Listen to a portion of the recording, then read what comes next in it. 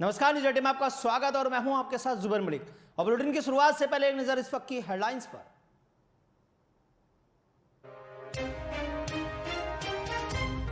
कांग्रेस ने शुरू किया अल्पसंख्यक संकल्प पत्र वितरण अभियान।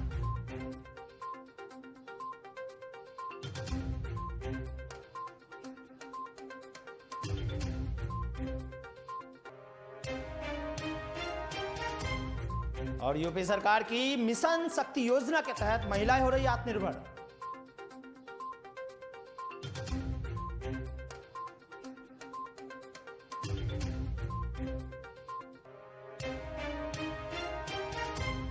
कासगंज में सुसाइड करने वाली मृतक युवती के घर पहुंचे चंद्रशेखर आजाद।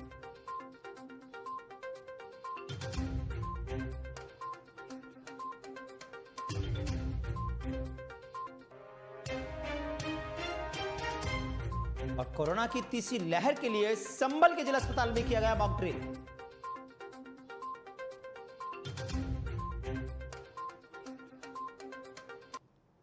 और आगामी विधानसभा यूपी चुनाव के मद्देनजर कांग्रेस ने आज से अल्पसंख्यक कांग्रेस का संकल्प पत्र वितरण अभियान शुरू कर दिया है। इस अभियान के दौरान कांग्रेस अगले 4 शुक्रवार तक 8,432 मस्जिदों के बाहर जुमे की नमाज के बाद पार्टी का संकल्प पत्र बांटेगी। इस अभियान से 25 लाख लोगों तक संकल्प पत्र पहुंचाने का लक्ष्य रखा गया है। इस दौरान सभी प्रदेश पदाधिकारी अपने प्रभार जिलों में रुककर इसे मॉनिटर करेंगे। तो कांग्रेस ने अब अपना संकल्प पत्र अभियान बांटने की शुरुआत कर दी है और ये अभियान अगले 25 दिन तक चलेगा और शुक्रवार तक 8,432 मस्जिदों के बाहर जुमे की नमाज के बाद ये संकल्प पत्र बांटे जाएंगे और इस अभियान के तहत करीब 25 लाख लोगों तक संकल्प पत्र पहुंचाने का लक्ष्य रखा गया है। वहीं इस खबर पर ज्यादा जानकारी के लिए हमारे सहयोगी जुड़ गए हैं लखनऊ से फोन लाइन पर। अभी से क्या कुछ जानकारी आपके पास इस खबर को लेकर जो कांग्रेस संकल्प पत्र बांटने का अभियान चला रही है अपना? देखिए, आज कांग्रेस के द्वारा खासकर कांग्रेस के अल्पसंख्यक अध्यक्ष उत्तर प्रदेश शहनवाज आलम की अगुवाई में जुमे की नमाज के बाद पूरे उत्तर प्रदेश में संकल्प पत्र वितरित किए गए हैं। जुमे की नमाज के बाद मुसलमानों को रिझाने के लिए कांग्रेस के द्वारा संकल्प पत्र वितरित किया गया। उसमें मुसलमानों की शिक्षा के लिए, मुसलमानों की बेहतरी के लिए, मुसलमानों की रहनुमाई की बात की गई। अब दरअसल जुबैर जी, सवाल ये उठता है कि तमाम राजनीतिक दल अपने अपने हिसाब से अपनी अपनी सियासत सेट कर रहे हैं। कोई ब्राह्मणों के पीछे जा रहा है, कोई पिछड़ों दलितों के पीछे जा रहा है। कांग्रेस भी इसी में जुटी हुई है क्योंकि अल्पसंख्यक वोटर कहीं ना कहीं कांग्रेस के भी साथ काफी तादाद में जुड़ा रहा। हालांकि बीच में कांग्रेस के गिरते राजनीतिक प्रभाव से वह दूर हो गया, लेकिन इमरान प्रतापगढ़ी को अल्पसंख्यक मोर्चे का राष्ट्रीय अध्यक्ष बनाया गया। अब फिर जाके क्या कहते हैं, इधर शहनवाज आलम को जिम्मेदारी दी गई। तो कई सारी तैयारियां कांग्रेस के द्वारा है अल्पसंख्यकों को लुभाने के लिए। आज जुमे की नमाज के बाद पर्चे बांटे गए और संकल्प पत्र बांटा गया। मकसद ये है कि किसी न किसी तरीके से अल्पसंख्यक वोटों में सेंधमारी की जाए। तो अभिषेक, आपसे ये भी जानना चाहेंगे, जैसा कि बीजेपी अलग अलग खेमा, अलग अलग पार्टियां अलग अलग तबके को साधने में लगी, तो क्या लग रहा है इस बार अल्पसंख्यक वोटर्स में सेंधमारी कर सकती है कांग्रेस? देखिए, समाजवादी पार्टी के साथ अल्पसंख्यक वोटर था, लेकिन आजम खान जिस तरह से जेल गए, जेल जाने के बाद समाजवादी पार्टी का सिंगल कोई नेता बता दीजिए जिसने आजम खान के पक्ष में बोला हो। अब वह चाहे सत्ता के डर से ना बोला हो या फिर आजम खान की छवि से छुटकारा पाने के लिए ना बोला गया हो। आजम खान की जगह अबू आजमी को ले आए हैं, लेकिन इस बार मुसलमान तबका काफी ज्यादा समाजवादी पार्टी से नाराज है और इसी क्रम में कांग्रेस पार्टी ने इमरान प्रतापगढ़ी को जिम्मेदारी दी, जो कि पूर्वांचल के प्रतापगढ़ के हैं, मशहूर शायर है, देश विदेश में भी उनका नाम है। तो उन्हीं की जिम्मेदारी दी गई शहनवाज आलम को। इस खबर पर जानकारी देने के लिए, क्योंकि इस अभियान के तहत कांग्रेस करीब 25 लाख लोगों तक अपना संकल्प पत्र पहुंचाने का लक्ष्य रखा है और इस दौरान प्रदेश के पदाधिकारी अपने प्रभार जिलों में रुककर इसे मॉनिटरिंग भी करेंगे।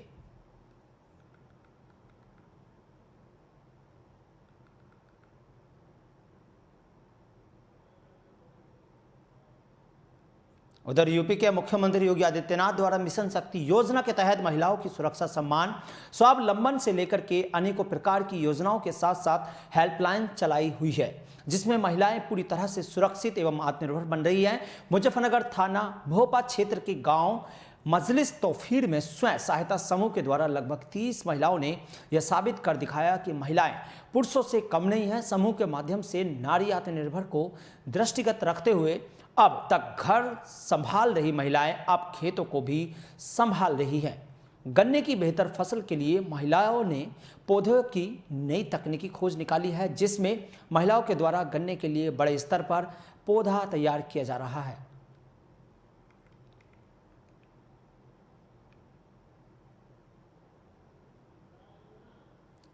तो मुजफ्फरनगर में महिलाओं ने भी उनको आत्मनिर्भर बनाने के लिए योगी सरकार हर मिशन शक्ति योजना के तहत हर तबके पर काम कर रही है और महिलाओं की सुरक्षा, सम्मान, उनके स्वावलंबन से लेकर हर प्रकार की योजनाओं के साथ साथ हेल्पलाइन चलाई हुई है, जिसमें महिलाएं पूरी तरह से सुरक्षित एवं आत्मनिर्भर बनी हुई है।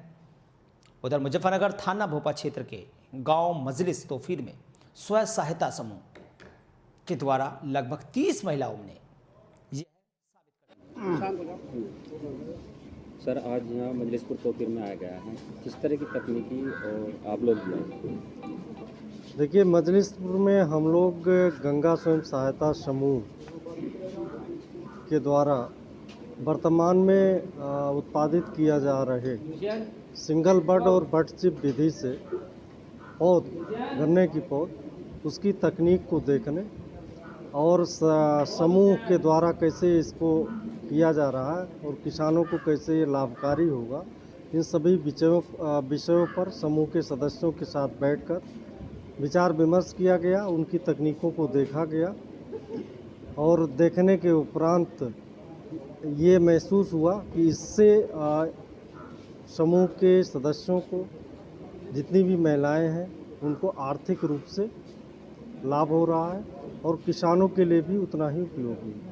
मिशन शक्ति के तहत नारी आगे बढ़ रही है जी, क्या कहेंगे बैकवर्ड क्षेत्र? बिल्कुल।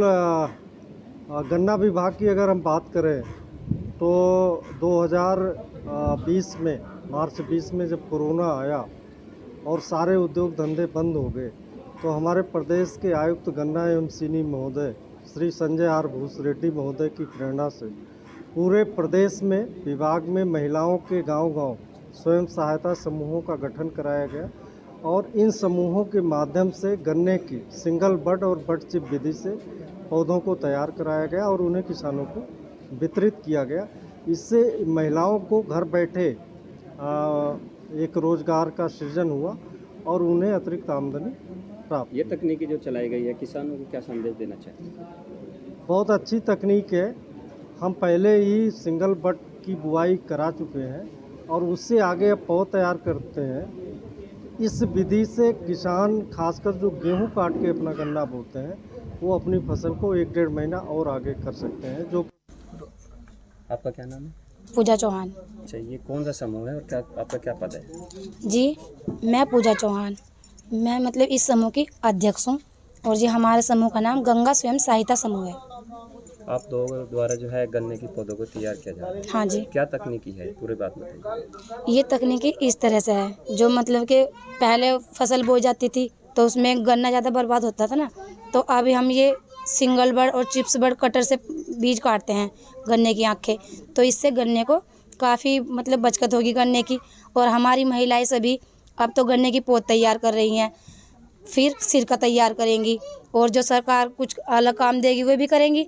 तो मतलब कि हम चाहते हैं कि हमारा समूह अच्छा चले, हमारा नाम हो, हमारे गांव का नाम हो, यानी इसे स्वरोजगार कहा जा सकता है। हाँ जी।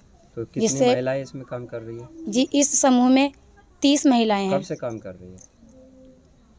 6 महीने कम से कम हो गए। कितना टारगेट आप लोगों के पास है ये तैयार करने का पौधे? 6 लाख पौधे तैयार करने का जी। तो आप लोगों का जो है एडिशनल टाइम जो आप इसमें देते हो, उसमें कितनी कमाई होती है आपकी? 1.5 रुपये पौध जी, एक पौधा 1.5 रुपये। जी जी। और किसानों को किस तरह लाभ हो रहा है इसमें? किसानों का इस तरह से लाभ हो रहा है कि जो मतलब पहले गेहूँ तैयार करते थे तो पूरा। और आइए बढ़ते हैं अगली खबर की ओर। अगली खबर हमको मिल रही है बिलासपुर से, जहां छत्तीसगढ़ के बिलासपुर के स्थानीय नेहरू चौक और पुराना बस स्टैंड इलाके में वरिष्ठ पुलिस अधीक्षक दीपक कुमार झा के दिशा निर्देश पर दिनांक 22 सितंबर मंगलवार से शासन द्वारा निर्धारित न्यूनतम शुल्क राशि में लर्निंग लाइसेंस बनवाने एवं वाहनों की बीमा तथा वाहनों की प्रदूषण जांच शिविर का सप्ताह के लिए प्रातः 10 बजे से शाम 5 बजे तक आयोजित किया जाएगा। तो छत्तीसगढ़ के बिलासपुर में ये लर्निंग लाइसेंस बनवाने के लिए नेहरू चौक और पुराना बस स्टैंड इलाके में वरिष्ठ पुलिस अधीक्षक दीपक कुमार ने झा के निर्देश पर 22 सितंबर से लेकर के शासन द्वारा निर्धारित न्यूनतम शुल्क में लर्निंग लाइसेंस बनवाने एवं वाहनों की बीमा तथा वाहनों की प्रदूषण जांच शिविर का सप्ताह के लिए प्रातः 10 बजे तक ये कैंप आयोजित किया जाएगा।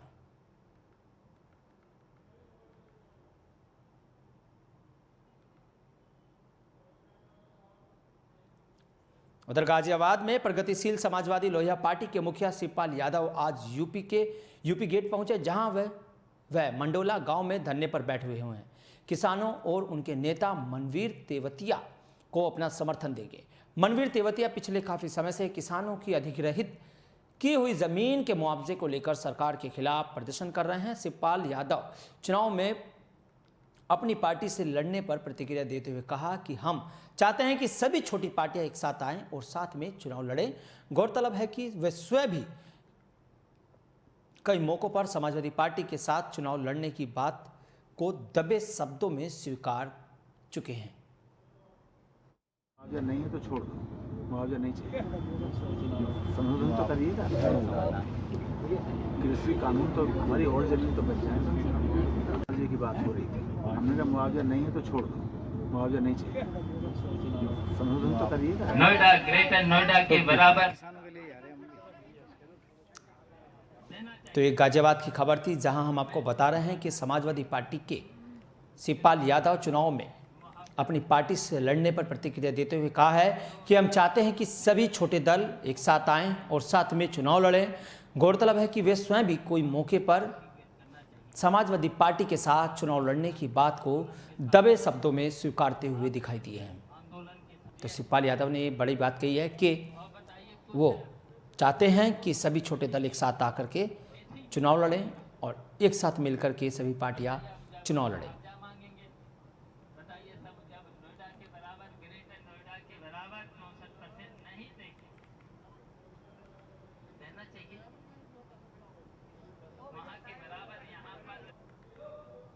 और आज़ादी के 7 दशक बीत जाने के बाद भी गोवर्धन विधानसभा के गांव कोन्ही में विकास नहीं हुआ, तो एकजुट ग्रामीणों ने चुनाव में वोट न देने का फैसला कर लिया है। करीब 7000 आबादी के गांव में अपनी समस्याओं को लेकर पहले पंचायत की और पंचायत के सर्वसम्मति से लोकतांत्रिक प्रक्रिया चुनाव का हिस्सा बनने से इनकार कर दिया।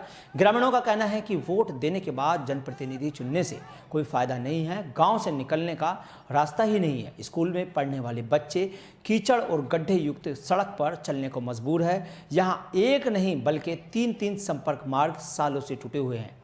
यहाँ गड्ढा मुक्त नहीं हुआ और गड्ढा युक्त सड़कें हैं। गांव में विधायक और सांसद के 5 साल से दर्शन नहीं हुए हैं। अब गांव वाले उनको अपने वोट का एहसास दिलाएंगे। जब वोट नहीं डालेंगे तो ध्यान उनकी समस्याओं की ओर आएगा।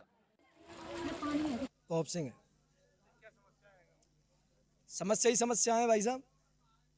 राधा कौन से कौन ही सड़क है, बिल्कुल टूटी पड़ी है। बीजेपी सरकार में एक भी सड़क हमारी बनी नहीं है। गड्ढा मुक्तन में भी कोने गांव की एक भी सड़क नहीं आई है। इस सड़क पे पंजाबी का नगला पड़ता है, कोने ही पड़ती है, पेलगू पड़ता है, सीधे हाईवे में जाके लग जाती है। और छठीगढ़ा से राधा कुंड से टच हो रही है हमारी जुलेंदी कोने सड़क, वो भी कम से कम घोटू गड्ढे हो रहे हैं। वो भी इस सरकार में नहीं बनी है। 4.5 साल हो गई इस सरकार को। कई बार बात करी है, हाँ कर जाते हैं, बनवा देंगे, बनती है नहीं है। झूठे वादे कर रहे हैं। अखिलेश सरकार में राधा कुंड कोने सड़क बनी, अखिलेश सरकार में, और इस बीजेपी सरकार में एक भी सड़क नहीं बनी है। अब ये फैसला है कि इस सड़क पे, इस गांव में 4-5 गांव पड़ते हैं, इस रोड पे 4-5 गांव पड़ते हैं। 4-5 गांव इस चुनाव का 2022 में आने वाले चुनाव का बहिष्कार करेंगे। बिल्कुल वोट नहीं गिरेंगे। गांव की जब भी बारिश आती है यही पूरा हो जाता है, और जहाँ के जितने भी रास्ते हैं सारे ऐसे ही हो जाते हैं। हमें स्कूल जाने में प्रॉब्लम होती है, और हमें क्या, जो भी यहाँ से आने वाले हैं या जाने वाले हैं, बहुत प्रॉब्लम होती है। कपड़े गंदे हो जाते हैं, और यहाँ पे ना तो कोई देखने के लिए आता है। कई बार वीडियो भी बना के फेसबुक पे डाले हैं, लेकिन कोई रेस्पॉन्सिबिलिटी नहीं होती किसी की, तो कोई देखने वाला नहीं है। मानसी। वहीं इस खबर पर ज्यादा जानकारी के लिए हमारे सहयोगी पवन जुड़ गए हैं फोन लाइन पर मथुरा से। पवन, क्या कुछ जानकारी है इस खबर को लेकर, जो इस सड़कों को लेकर के ग्रामीण कह रहे हैं कि इस बार वोट नहीं करेंगे क्योंकि सड़कें गड्ढा मुक्त नहीं है और सड़कों में काफी गड्ढे हैं? जी जुबेर, मैं आपको बता दूं, ये पूरा मामला गोवर्धन के पौनई गांव का है, जहां आजादी के 7 दशक बीत जाने के बावजूद भी इस गांव में कोई भी कार्य नहीं हुआ है। लोगों का कहना है कि 5 साल होने को आ गए हैं, हेमा मालिनी अभी तक, या मथुरा की सांसद है, वो इस गांव में अभी तक नहीं आई है, और सांसद के साथ साथ विधायक ने भी एक बार जीतने के बाद एक बार भी पलट के नहीं देखा है। तो गांव वालों के द्वारा पहले पंचायत की गई और पंचायत में यह फैसला लिया गया है, अब की बार यह गांव वोटिंग जब वोट पड़ेंगे तो अब की बार वोट नहीं डालेंगे। चलिए, बहुत बहुत शुक्रिया इस खबर पर जानकारी देने के लिए पवन, क्योंकि गांव से निकलने के लिए रास्ता नहीं है और स्कूल में पढ़ने वाले बच्चों को कीचड़ व गड्ढे युक्त सड़कों से होकर जाने को मजबूर हैं। यहाँ एक नहीं बल्कि 3-3 मार्ग सालों से टूटे पड़े हैं, लेकिन यहाँ पर कोई भी इन्हें भरने के लिए, सही करने के लिए नहीं आता है, और आज भी इस गाँव में काफ़ी गहरी सड़कें हैं।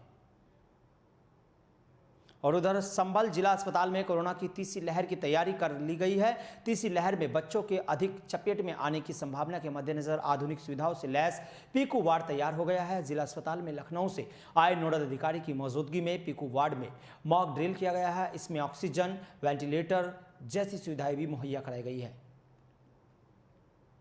तो कोरोना की तीसरी लहर के मद्देनजर संभल के जिला अस्पताल में सभी तैयारियां दुरुस्त कर ली गई है, क्योंकि तीसरी लहर में आशंका है कि ये तीसरी लहर में सबसे ज़्यादा बच्चे इसकी चपेट में आएंगे, जिसके मद्देनजर सभी सुविधाओं को अभी मुक ड्रिल की गया है। नीचे से बच्चों को एम्बुलेंस के द्वारा लिया गया। क्या ट्रेनिंग दी गई है और क्या निर्देश दिए गए हैं और किस तरह से आगे सुरक्षा की जाएगी? सर, मैं doctor Manish Kumar Chawla, joint director हूँ, स्टेट लेवल से नोडल हूँ, और आज मैं यहाँ पे स्पेशली स्टेट से मॉक ड्रिल के लिए आया हूँ। और मॉक ड्रिल में हमें ये देखना था कि जो तीसरी लहर कोविड की एक्सपेक्ट कर रहे हैं उसके लिए हमारी तैयारी किस लेवल पे है। मैंने सीएम साहब से भी बात की और यहाँ पे मैंने व्यवस्थाएं देखी हैं, काफ़ी चीज़ें बेहतर हैं। थोड़ा ह्यूमन रिसोर्स का प्रॉब्लम आ रहा है, स्टाफ कुछ कम हो रहा है, लेकिन कुछ व्यवस्थाएं उसके लिए भी कर रहे हैं, जल्दी जल्दी अप्लाई करके और स्टार्ट करेंगे। जो हमारा टाइमिंग है वो बहुत कम है, विद इन लिमिट है टाइम, और उतने देर में हम बच्चे को, जिसको हम पेशेंट, हमने एक तरह से डमी पेशेंट बनाया है, उसको लेके आए तो वो टाइम से ले आ पाए हैं। हमारे एनेस्थेटिस्ट डॉक्टर बघेल यहाँ पे देख रहे हैं और बहुत सक्षम है ये, और बहुत अच्छे से उन्होंने मुझे बताया है तैयारियों के बारे में। बाकी छोटी जो कमी है उसके मैं दूर करने के लिए सिविल साहब को बोल रहा हूँ, हमारे डॉक्टर चंद्र प्रकाश काम देख रहे हैं, तो उनको भी बहुत जल्दी दूर कर दिया जाएगा। और उम्मीद है तीसरी लहर के वक्त हमें पूर्व में आई किसी तरह की कोई परेशानी। सर, जैसे डमी बच्चा लाया, कैसे इम्प्रूव करा था बच्चा खुद?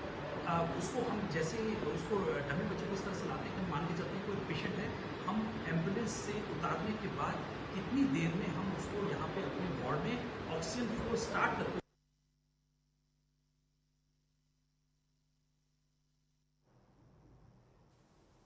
उधर मथुरा के थाना हाईवे क्षेत्र नरसी बिहार के समीप एक फास्ट फूड वैन में चाइनीज स्नैक का सामान बिक्री किया जाता है। कल शाम फास्ट फूड कर्मियों ने ग्राहक को खाने का सामान दिया था। दुकानदार द्वारा पैसे मांगने पर ग्राहकों ने गाली गलौज कर दी। इस दौरान दुकानदार और ग्राहक पर हाथापाई हो गई। उसके बाद ग्राहक ने आधा दर्जन से अधिक लोग बुलाकर वैन फास्ट फूड कर्मियों से डंडा, तदूर, तवा व लात घूंसों से मारपीट की। इस मारपीट का वीडियो सोशल मीडिया पर भी वायरल हो रहा है। क्या नाम है आपका? सचिन कुमार। सचिन जी, जो झगड़ा हुआ है आप क्या कार्य करते हैं, क्या मामला पूरा बताएं। पैरामाउंट फूडीज का मेरा बैन है, जिसमें कि हम खाना चाइनीज़ स्नैक्स का खाना बेचते हैं, जो चाउमीन, मोमोज, ये चीज़ें हैं। और झगड़ा केवल पैसे मांगने के ऊपर हुआ था, चाउमीन खाने के बाद में पैसे मांगने के ऊपर। फिर क्या हुआ, पूरा मामला बताएं। उन्होंने गाली गलौज की और बोला नीचे उतर के आओ तुम्हें पैसे देते हैं। तो नीचे उतर के गए, उन्होंने जो है बोला कि गाली दे के फिर उन्होंने कॉलर पकड़ के थप्पड़ मारा। तो उसके बाद में झगड़ा बढ़ गया दोनों तरफ से, हमारी तरफ से भी बढ़ा, उनकी तरफ से भी बढ़ा। उसके बाद में फिर सॉर्ट आउट हो गया। फिर हम लोग वहाँ से निकलने वाले थे जब तक उनके और आदमी बुला लिए उन्होंने 8-10 लोग। तो फिर जो काफ़ी ज़्यादा बढ़ गया, उन्होंने ये मारपीट तोड़ वोड़ सब कुछ कर दिया। फिर कितने लोग थे? ये कम से कम 10 से 12 लोग थे। किसी के चोटें आई? हाँ, मेरे 2 बंदे हैं जिनके चोटें आई हैं। एक के हाथ में तवा मारा है, आपको वीडियो भी देख सकते हैं कि उसके हाथ में फ्रैक्चर है किस तरीके से है। और एक को वो उल्टियाँ भी कर चुका है, देखा होगा आपने कितना मारा है उसको मारते मारते। कौन कौन लोग थे? मेरे एक है रमेश जी नाम है, एक का विक्की नाम है। जो झगड़ा करके गए वो कौन लोग? झगड़ा सोन गांव के मनवीर सिंह हैं, उनके लड़के और वो हैं। कोई पहला भी कोई विवाद था आपको? हाँ, पहला एक छोटा सा विवाद था, जानकारी के कारण वो मैटर सॉर्ट आउट करा दिया था। इसी वजह से उन लोगों ने दोबारा ये चीज़ की। क्या चाहते हैं आप प्रशासन? हम सर न्याय चाहते हैं। कहाँ की घटना है ये? मंडी चौराहे नरसी विहार गेट। उधर कासगंज जनपद में आज भीम आर्मी के संस्थापक और आज़ाद समाज पार्टी के राष्ट्रीय अध्यक्ष पहुंचे, जहां उन्होंने दबंगों के अपमान से सुसाइड करने वाली दलित मृतक युवती के परिजनों से मुलाकात की। इस दौरान उनको मृतक बेटी को श्रद्धांजलि दी और उन्होंने परिजनों को हर संभव न्याय दिलाने का भरोसा दिलाया। वहीं उन्होंने महंत नरेंद्र गिरी की मौत पर कहा कि हत्या करने में सरकार के लोगों का हाथ है। तो एक बड़ा आरोप लगाया है चंद्रशेखर आजाद ने महंत नरेंद्र गिरी की मौत पर। कासगंज में एक बच्ची की बेइज्जती हुई, उसका अपमान हुआ और अपमान वो सह नहीं पाई, उसके बाद उसने सुसाइड किया। ये सुसाइड नहीं है, वो जो वीडियो वायरल करके उसको अपमानित किया गया, उस अपमान को सहन नहीं कर पाई। और वो क्योंकि अपने परिवार के सम्मान की सुरक्षा चाहती थी, तो उसने उसको आत्महत्या के लिए उकसाया गया कि वो सुसाइड करे। जिन परिवारों को जिन्होंने ऐसे संस्कार दिए, जिन लोगों ने ऐसा किया, शर्म तो उनको आनी चाहिए, लेकिन उस बच्ची ने अपने परिवार की इज्जत के लिए अपनी जान दे दी। मैं अपनी छोटी बहन के दुख को, उस परिवार के दुख को बांटने के लिए आया था। गंगा प्रसाद जी हमारे बीच में, मेरा प्रयास है कि बेटी को न्याय मिले। आज वो हमारे बीच नहीं है, लेकिन ये सवाल उस बेटी के साथ साथ तो लाखों करोड़ों बेटियों का भी, जिनको उम्मीद है कि वो इस आज़ाद भारत में, आज़ाद उत्तर प्रदेश में चैन से जी सके, उनको सम्मान और सुरक्षा उनको मिल सके। 5 लोग गिरफ्तार हो गए, 2 लोग गिरफ्तारी बाकी। मेरी अभी यहाँ संबंधित अधिकारियों से बात हुई, उन्होंने 7 दिन का समय मांगा।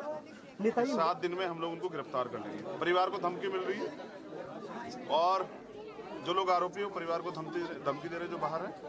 उससे भी बुरी बात यह है कि अभी तक परिवार को सुरक्षा नहीं मिली। मैंने मांग की कि उनको सुरक्षा दी जाए। 7 दिन प्रशासन ने मांगे, 7 दिन इनके, 8वां 9वां दिन इनका, 10वें दिन मैं यहाँ आपके सामने कह रहा हूँ कासगंज में पंचायत करूँगा और जब तक न्याय नहीं मिलेगा हमारी पंचायत जारी रहेगी। कोई समझौता नहीं बहन बेटी के सम्मान के लिए। उत्तर प्रदेश में जंगल राज है। अगर पुलिस कार्रवाई भी करना चाहती है तो सरकार में बैठे लोग उनके हाथ बांध देते हैं। ऐसी निकम्मी भ्रष्टाचारी सरकार को उखाड़ना बहुत जरूरी हो गया। 2022 में हम लोग इसका इंतजाम करें। नेताजी साधु संतों की सरकार है, महंत नरेंद्र गिरी जो हत्या या आत्महत्या, उसको लेकर किस नजरिए से देखते हैं उसको सरकार? उनका बयान अगर आप पढ़ लेंगे 2017 का तो आपको पता लग जाएगा। उन्होंने कहा था कि धर्म पे नहीं विकास पे वोट करेंगे, और अब चुनाव आ रहा है तो उनके वो अपने फॉलोअर्स को जो बयान देते हैं उससे राजनीति प्रभावित होती है। सत्ता के लोगों का हाथ है। बहुत सारी चैट और वीडियो कॉल मिली। उम्मीद है कि न्याय होगा। ये सरकार न्याय में बाधित बने, क्योंकि मैं हाथरस जा रहा हूँ। सरकार बहुत दिन से न्याय को प्रभावित कर रही है। हमारा ये प्रयास रहेगा कि सभी मामलों में न्याय मिले। नेताजी आपको जो राजनीतिक क्षेत्र में सक्रिय होने से बसपा को नुकसान होगा कि लाभ मिलेगा? बसपा का है क्या? अभी क्या उनकी सरकार है? ये ऐसे पहले उनकी सरकार थी। जिनका कुछ है भी नहीं उनके बारे में पूछ रहे। मेरे सक्रिय होने से जो दलित समाज का वोट, जो पिछड़े वर्ग का वोट मजबूरी में और गुमराह होकर भाजपा में चला गया, तो वो बहुजन समाज पे इकट्ठा होगा। आजाद समाज पार्टी बड़ी ताकत बनेगी। आज तो हम लोग इतना ही कर सकते हैं। और इस वक्त की बड़ी खबर मिल रही है मथुरा से, जहां श्री कृष्ण जन्मभूमि मामले में एक और याचिका दायर की गई है और सिविल जज की अदालत में याचिका लगाई गई। इस वक्त की बड़ी खबर मथुरा से मिल रही है, जहां श्री कृष्ण जन्मभूमि मामले पर आज एक और याचिका दायर की गई है और ये याचिका सीनियर अदालत में लगाई गई है। भक्तों के नाते गोपाल गिरी महाराज ने श्री कृष्ण जन्मभूमि मामले में 13.37 एकड़ भूमि को अतिक्रमण मुक्त कराने को लेकर ये याचिका लगाई है। इस मामले पर कोर्ट में भी सुनवाई 25 अक्टूबर को होगी। तो ये बड़ी खबर हम आपको बता रहे हैं मथुरा से, जहां श्री कृष्ण जन्मभूमि को लेकर के एक याचिका दायर की गई है और ये पूरा मामला 13.37 एकड़ भूमि अतिक्रमण मुक्त कराने को लेकर है। इस भूमि को मुक्त कराने के लिए, अतिक्रमण हटवाने के लिए ये याचिका लगाई गई है, जिसकी सुनवाई 25 अक्टूबर को होगी।